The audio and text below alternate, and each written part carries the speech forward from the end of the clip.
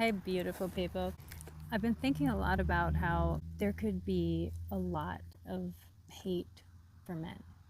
And all along my journey of understanding my inner divine masculine and inner divine feminine energies, I have realized that we need to see divine masculine men in the world. We need an example of what that looks like so that we can have harmony and balance in this world.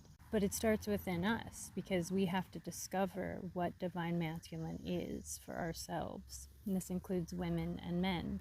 Internally, what your divine masculine is and what are his characteristics and how does he support your divine feminine. So I got this deck, Gods and Titans, to connect more to the divine masculine.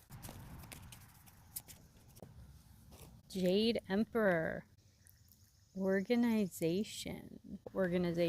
Yes, we need to organize our internal divine masculine, redefine what that looks like as individuals. Streamlining, reordering, and decluttering will clear the way to a flow of natural, effortless action.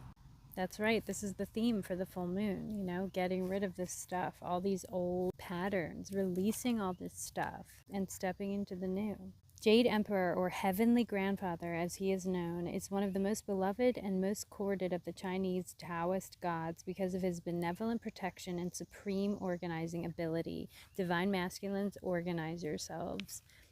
Step up and be the role models that men need right now.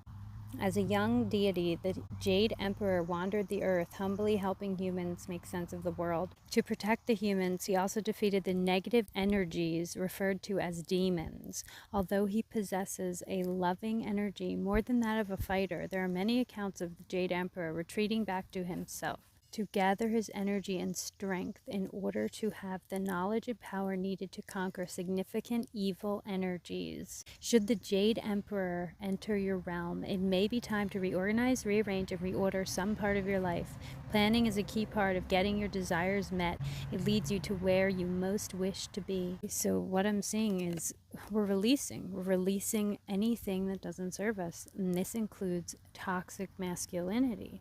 Patterns, karmic ties, ancestral trauma, all the stuff. We are rebuilding, we are reorganizing ourselves and our divine masculine energy as these beautiful powerhouses of strength, action, warrior energy, our consciousness that we direct and focus into what we want to create, into our ultimate reality, our soul's desires. We need our masculine energy to be in love with our feminine essence, our internal feminine.